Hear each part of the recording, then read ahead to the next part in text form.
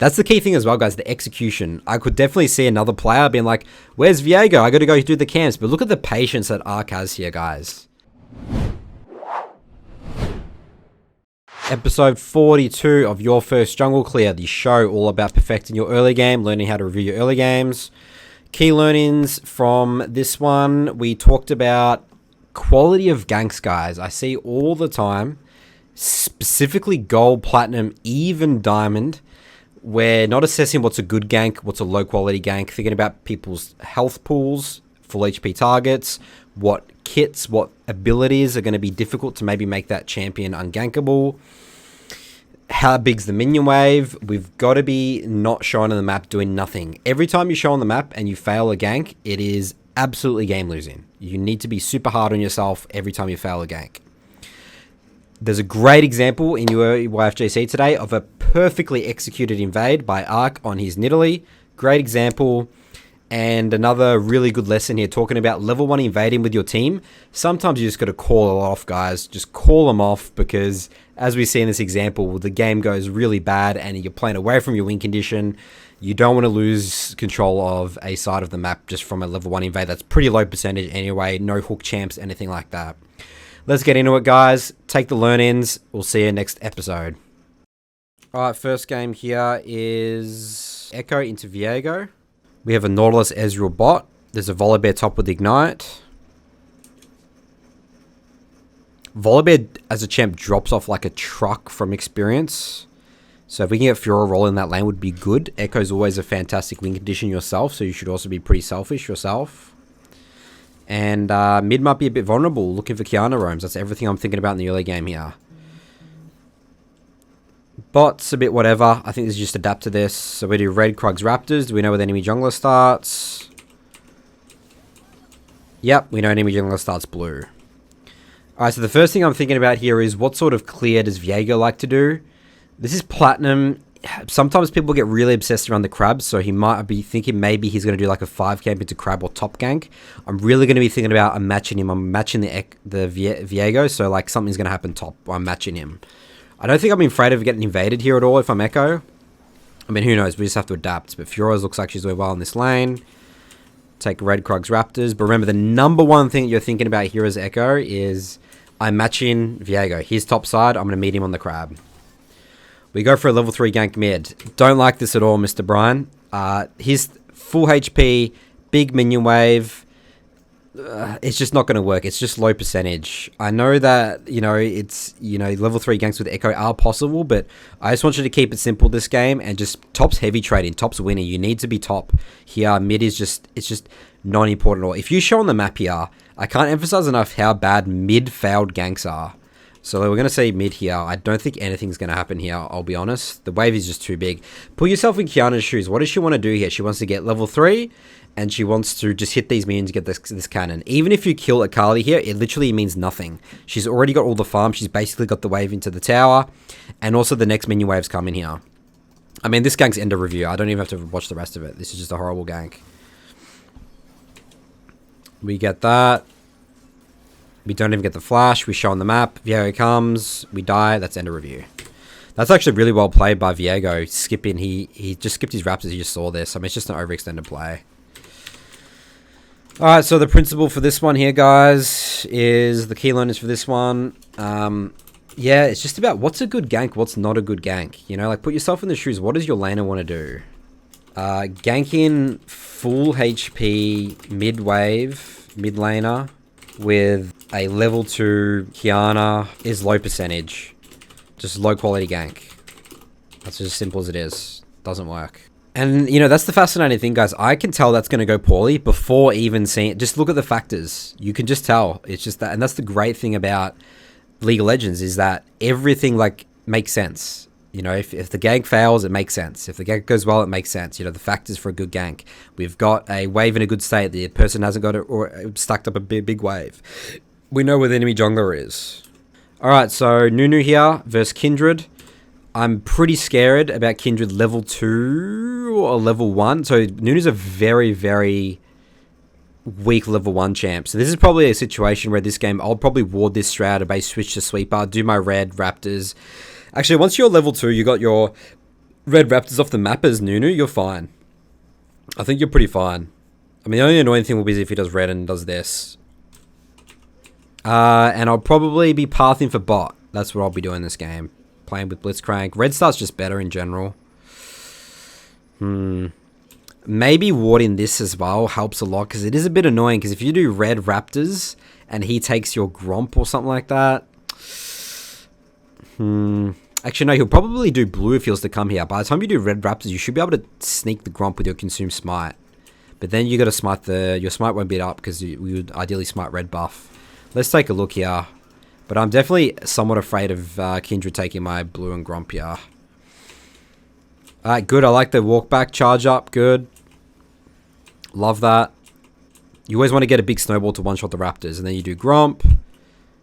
Fantastic. And Kindred didn't take these camps. That's pretty good. That's fantastic. We know Kindred started red. So this should be a pretty free gank. I would be ganking this right now. I don't think I'll do blue yet. Good work, Jackson. He's gone to ward. Go back and just do the blue. You've sort of lost your window, I think. I think the window's gone. Because you don't really want to go on Alistair. He'll sort of knock you back and stuff. If you... Yeah, I'll probably just go do my camps. Just wait for the next wave. This isn't going to work, Jackson. Your team's not around. He's just gone to ward. You get a flash, okay. I think that's okay. They know you're here. You clear the wards. We know Kindred's path in top. You get chunked a bit. Let's go to your camps. Yeah, so the better thing to do here, the moment I see Alistair walk, it just becomes a low percentage gank. Like, you want to get them when they're heavy trading. You know, you want to get them when they're a bit more vulnerable, but they're just really safe right now. They're not committing to anything. Kalen's also playing safe because Alistair's moving as well. So you sort of like not get in the correct window. You know, the moment Alistair moves, it's just done. You want to get like Alistair when he's like trying to go for like, say, this cannon creep with his Targons, wherever it is. So just do your blue wolves and then maybe look for crab and then maybe try and do a gank like this as Nunu. Because as you said, he just knocks you back like that, right? I really hate with Nunu, like if I just don't get my camps off the map like really quickly and just fail a gank like that. Like it's not exactly a fail gank because you did burn Alistair flash, but it's not ideal. It's not ideal.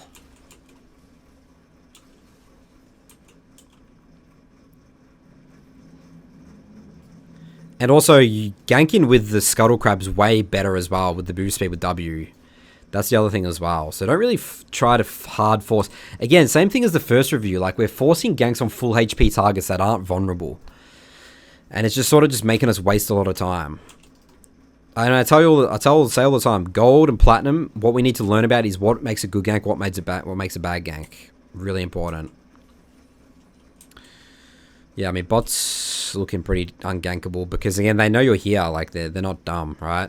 This guy's warding this as well. What a beast. That's a great ward by Alistair there.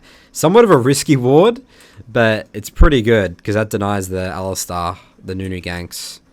Is bot gankable at all here? Just reset. I think we just reset here. No, nothing's happening. Good. Oof.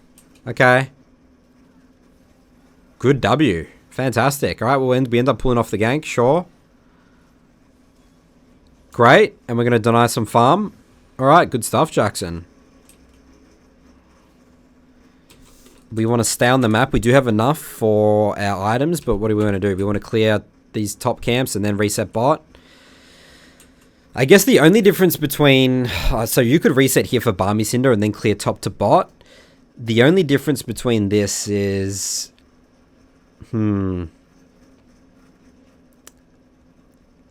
This is the problem as well of you spending bot this whole time, Jackson, is that you are going to lose Dragon for this. Because, you know, you have to sort of clear these top camps. If you mash your reset with your bot lane and then came straight back bot here, you could probably get the Dragon. It's actually better for you. So, yeah, I mean, this is good in some situations, but you sort of just lost so much tempo because you just spent so much time trying to get those bot ganks off.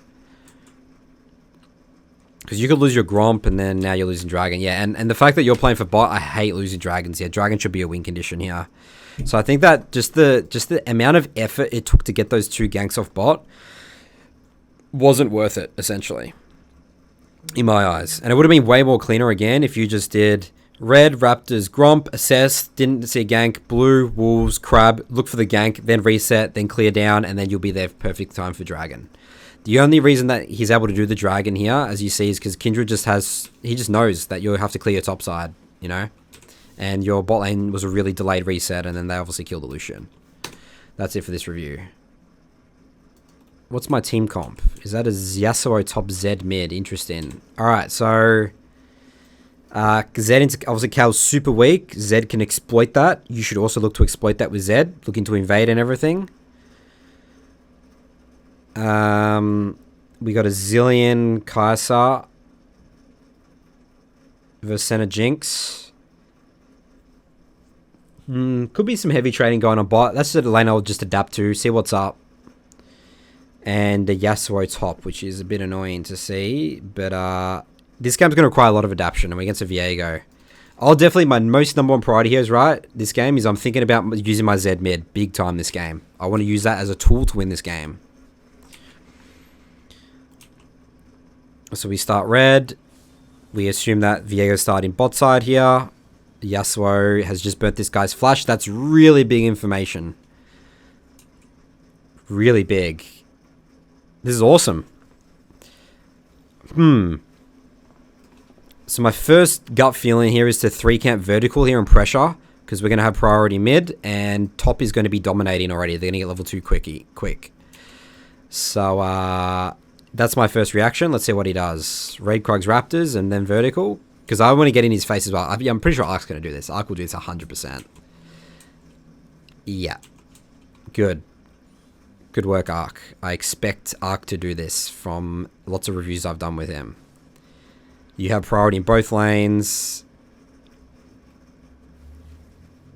Zed solo kills mid. This is just such an easy game. This is a good game. But this is the correct decision, guys. This is so important. When you're playing a strong early jungler like Nidalee, you know, you've got 2 winning lanes, mid and top. I mean, and Viego starts red. There's no that you always have to vertically invade here. Otherwise, you're just not utilizing the strength of Nidalee. He's decided not to start the camps, which is correct as well, because you want to wait for Viego to get on these camps. Good patience, good auto attack, perfect combo here with Nidalee. We even smited away as well. God, we even land the smite, guys. This is just beautiful. And then Zed even moves, and then Fiora comes, and then she dies. Perfect. Perfect early game, guys. Love it. Great game knowledge, great execution. That's the key thing as well, guys, the execution. I could definitely see another player being like, where's Viego? I got to go do the camps. But look at the patience that Ark has here, guys. So the learnings here is having patience. Okay, so invading with strong laners. I mean, there's lots of fundamentals that go into this play. Invading with strong laners, jungle tracking, and also patience on the invade as well. Patience on execution of invades. That's another key learning from this one. Great question in the chat here. What should Viego do in this situation? Viego is kind of fucked. He probably should have started blue this game. But Ark still could have invaded him on red. So either way, the KO mid here is stressful for Viego. So if I was the Viego, I mean, he could just go for the coin flip vertical bot. Like, you'd have to expect that he's going to do this. I think that's probably the only option you have, to be honest. Viego just has red Krugs Raptors and then goes into his blue and stuff and just knows he's going to get invaded here. Yeah. That's hard to do, though, for a diamond Viego. I would expect him to just autopilot clear, though. 3-camp reverse clear. That could be another option as well. Yeah.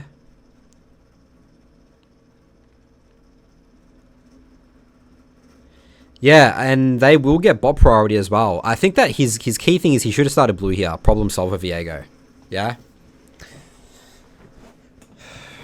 And then you would have to be very cautious around the red buff. You would just do, you know, the typical thing you could do here is blue, Gromp, Wolves, Raptors, skip red, do Krugs, and you're, you know, if Nidalee invades you, you're rocking and rolling. Also, probably hold your ward as well to see if you're going to get invaded by Nidalee. That helps as well. But perfect execution from Ark there. I love that. That's beautiful League of Legends, guys. I love beautiful League of Legends. All right, so what I'm thinking about here now, this is the opposite of the last review. Now we've got the cowl mid that we need to stress out about. So really be thinking about when my mid has been pushed into lane or can't assist. You need to be ready to concede your camps or trade something on the other side of the map. That's something I'm already thinking about here. Yorick, Trinity top, Lucian, Nami. In general, I love playing around Lucian, Nami lanes. This is a very strong lane, guys. Very strong lane. It's a Kartha support. I think we should be looking to play around bot here. I do really like starting red with Kindred. I mean, this is a game where I'll probably do red and then I'll just have a crack trying to kill him on the Gromp, okay? Or just, you could try and split map here. You could start blue and path bot. I think there's a lot you could do this game. Kindred's very versatile with his path in. Wow. We get a flash from Tryndamere. I probably wouldn't get baited by that flash. Sure, you burnt flash. That makes Tryndamere a lot more killable, but I would still play for bot this game. I wouldn't change my path in at all. What are you doing, Yorick? Come on, man.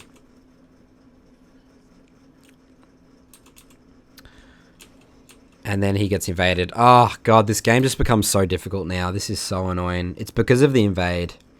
This is definitely a rule of thumb that I follow as well. If I have, like, games where I have clear win conditions and game plans, like invading as well, like you've got what chance do you have to invade? It's sort of like, it's just, this is not a situation I want to get in because it just fucks the whole plan. It fucks all our options. It fucks the red into you know, into this. It just, your bot lane is now late to lane.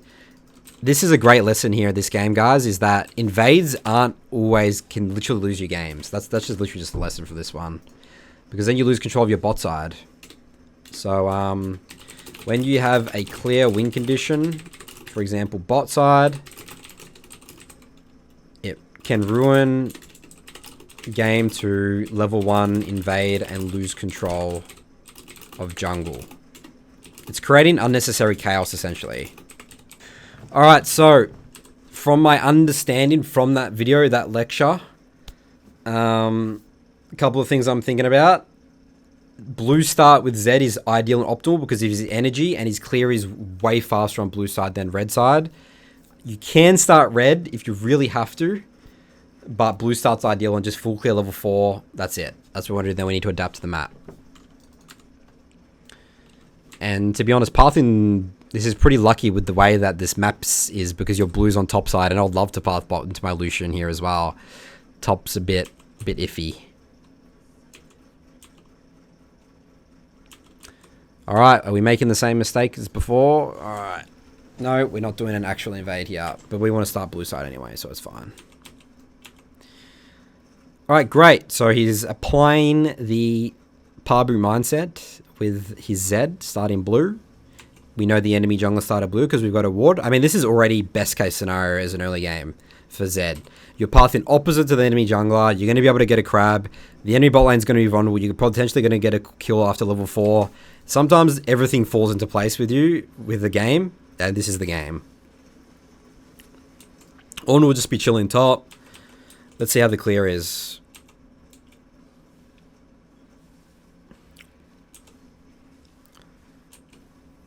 And our bot lane's winning. That makes it even easier.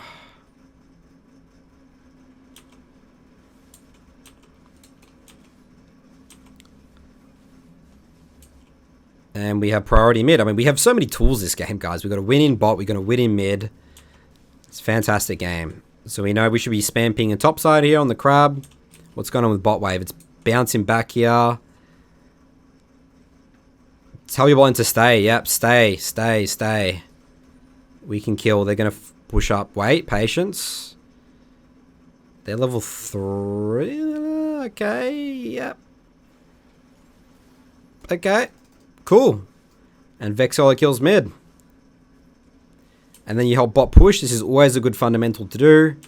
Push out the wave. I mean, this is a fantastic reset for Lucian. How much gold is he resetting on? Oh, this is just amazing, guys. Absolutely incredible. And we know Hecarim's top side, so we don't lose this crab, and it's fine to check this. Reset. Hecarim doesn't even go for the Gromp.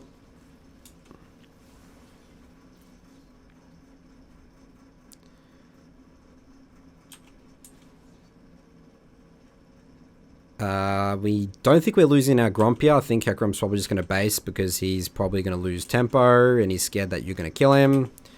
And we just clear down to bot again. Simple stuff. Good. Perfect. The toxic player misses the Q. I like skipping Raptors to help mid here. I mean, this guy looks like he's just given up here, I think. Alright, and the game's over. Alright. Amazing, but this is a game. Sometimes there's early games, guys, where there's not difficult problems to solve. This was a game that just everything lined up perfectly, so that's why you win this game in 20 minutes. But you still executed the game plan, the path, and everything perfectly, so good stuff.